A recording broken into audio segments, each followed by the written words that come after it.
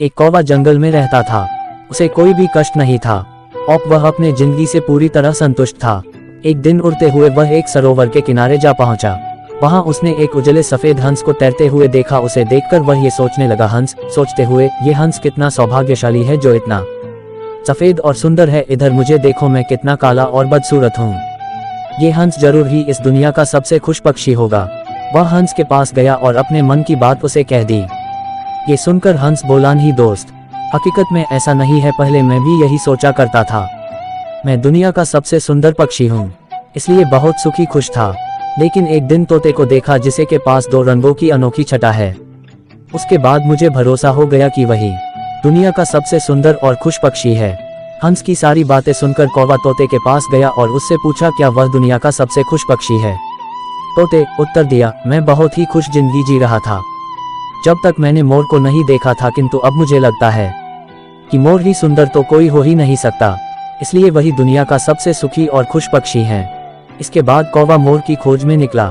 उड़ते उड़ते वह एक चिड़ियाघर पहुंचा। वहां उसने देखा कि मोर एक पिंजरे में बंद है और उसे देखने के लिए बहुत सारे लोग जमा हैं। सभी मोर की बहुत सराहना कर रहे थे। सबके जाने के बाद कौवा मोर के पास गया और उससे बोला, कौवा, तुम कितने सौभाग्यशाली हो जो तुम्हारी सुंदरता के कारण हर रोज हजारों लोग तुम्हें देखने आते हैं। मुझे तो लोग अपने आसपास भी फटकने नहीं देते और देखते ही भगा देते हैं। तुम इस दुनिया के सबसे खुश पक्षी हो ना। कौवे की बात सुनकर मोर उदास हो गया। मोर वह बोला, दोस्त, मुझे भी अपनी सुंदरता पर बड़ा गुमान था।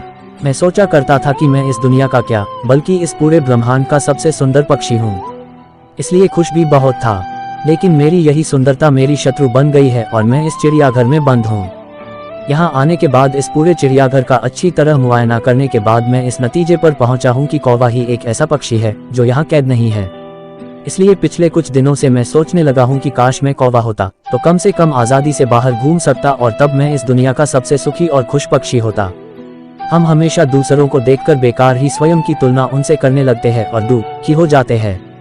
भगवान ने सबको अलग बनाया है और अलग गुण दिए हैं। हम उसका महत्व नहीं समझते और दुख के चक्र में फंस जाते हैं। इसलिए दूसरों के पास जो है उसे देखकर जलने की बजाय हमें हमारे पास जो है उसके साथ खुश रहना सीखना चाहिए।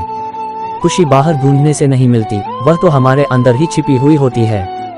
दोस्तों, अगर आपको ये कहानी अच्छी लगी हो तो आप इस कहानी को शेयर कर सकते हैं। कृपया अपने कमेंट्स के माध्यम से हमें बताएं कि आपको ये कहानी कैसी लगी।